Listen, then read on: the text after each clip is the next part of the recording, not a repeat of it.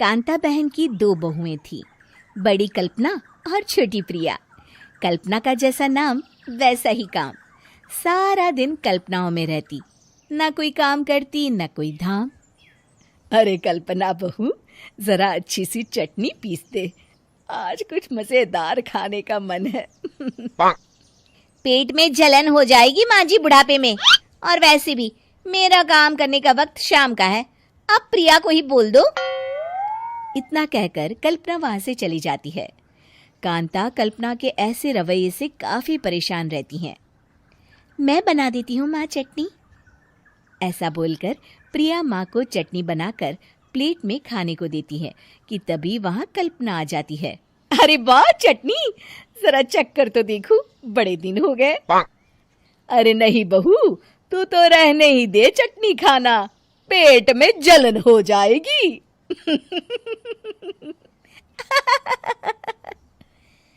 इतना कहकर कांता और प्रिया दोनों हंसने लगते हैं। कल्पना सारा दिन या तो मोबाइल में यूट्यूब देखती या फिर सोती रहती। उसका कमरा भी बिखरा और गंदा रहता। एक दिन कल्पना का पति अशोक उससे कहता है, अरे कल्पना, जानवर भी उस जगह को साफ कर लेता है जहां वो बैठता है, तुम तो इंसान हो, कैसे इतने गंदे कमरे में रह लेती हो? देखो सारा सामान यहाँ वहां बिखरा पड़ा है। ज्यादा अपनी माँ का बोल ना बोलो। हाँ, कमरा तुम्हारा भी तो है, गंदा लग रहा है तो साफ कर लो।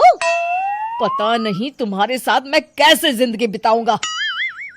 इतना कहकर अशोक वहां से चला जाता है। कल्पना बस खाना खाने कमरे से बाहर आती और फिर से कमरे में चली जाती।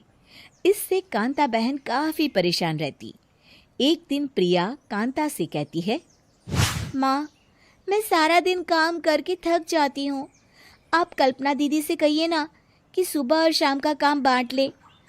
मैं तो अब सिर्फ एक वक्त का ही काम करूंगी। हाँ। अरे तू वो भी ना करना, एक बहू तो कामचोर थी ही, दूसरी भी आ गई काम ना करने के बहाने लेकर। तभी वहां प्रिया का पति रमेश आ जाता है। माँ, मैं देख रहा हूँ भाभी कोई काम नहीं करती, प्रिया सारा दिन घर और रसोई का काम करती है, अब कुछ करो ना माँ। कांता मन में कुछ सोचती है और कल्पना के पास जाती है। कल्पना फोन पर मेकअप करना देख रही होती है। कल्पना, तुम सारा दिन बस मोबाइल देखती हो, घर का कोई काम भी कर लिया करो। प्रिया सारा दिन काम करके थक जाती है। आज से मैंने फैसला किया है, एक वक्त का काम तुम करोगी, सुबह का खाना तुम बनाओगी और रात का प्रिया। आप लोगों ने काम को हवा बना रखा है। अरे पता नहीं थोड़ा सा ज्यादा काम करने में आप लोग घबरा क्यों जाते हैं। और हाँ, बहुत ज्यादा प्रिया की तारीफ मत करिए मेरे सामने, बड़ी बहू तो मैं ही रहूंगी। मैं कुछ नहीं जानती, कल सुबह मुझे वक्त से खाना चाहिए, रसोई में आ जाना, वरना कल से तुझे खाना नहीं मिलेगा। अगली सुबह कल्पना रसोई में नहीं आती है। वो देर से सोकर उठती है और बाहर आकर कहती है, अरे भूख लगी है, आज खाने में क्या है? इतनी देर हो गई, आज किसी ने मुझे उठाया भी नहीं, पता नहीं कहाँ है सब। कल्पना को घर में कोई नहीं दिखता। वो रसोई की तरफ जाती है जहां बड़ा सा ताला लगा होता है। अरे रसोई में ताला? ओ, मैं तो भूल ही गई थी, माँ ने आज से सुबह का खाना मुझे बनाने को कहा था। हे भगवान, इतने लोगों का खाना बनाना क्या आसान है? तभी घर के सारे सदस्य बाहर से वापस आते हैं। वाह माँ जी, मजा आ गया छोले भटूरे खाकर। मेरे मुंह में तो अभी भी स्वाद आ रहा है। अरे कल्पना, तेरे भरोसे रहते तो हम तो भूखे ही रह जाते। कल्पना को बहुत गुस्सा आ जाता है। अब बहुत हो गया, आज से मैं अपनी रसोई अलग कर रही हूँ, मैं अपना खाना खुद बना लिया करूंगी। कल्पना अपनी रसोई अलग कर लेती है, पर आए दिन उसका देर से उठना और काम न करने की आदत से वो भूखी ही रह जाती थी। उसी के सामने घर के लोग अच्छे अच्छे पकवान खाते और कामचोर कल्पना को जैसे तैसे ही खाना बनाकर खाना पड़ता। पर एक दिन तो हद ही हो गई। माँ, दीदी आज सुबह से कमरे से बाहर नहीं निकली, हमें जाकर देखना चाहिए। सो रही होगी कामचोर कहीं की, पर तुम कहती हो तो चलो देख लेते हैं उसे। कल्पना कमरे में पेट पकड़कर बैठी होती है।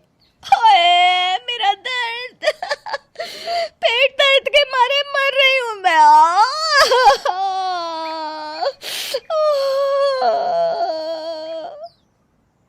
अरे दीदी क्या हुआ, पेट में दर्द क्यों हो रहा है? डॉक्टर को दिखाया आपने? माँ। कल्पना खड़ी होती है और माँ जी के पास आती है। मुझे माफ कर दीजिए, अब से मैं सारे काम में मदद करूंगी, कभी आलस और काम चोरी नहीं करूंगी। हाँ हाँ वो तो ठीक है, लेकिन अचानक क्या हो गया जो तू काम करने को तैयार हो गई? कामचोर कल्पना। माँ, लगातार बासी और उल्टा पुल्टा खाना खाने के कारण मेरे पेट में इन्फेक्शन हो गया है। काम न करना पड़े इसलिए मैं 2 दिन का खाना एक दिन ही बना लेती थी। बासी और खराब खाना खाने के कारण लेने के देने पड़ गए। पेट में दर्द हो रहा है। चलो अच्छा हुआ, देर आए दुरुस्त आए।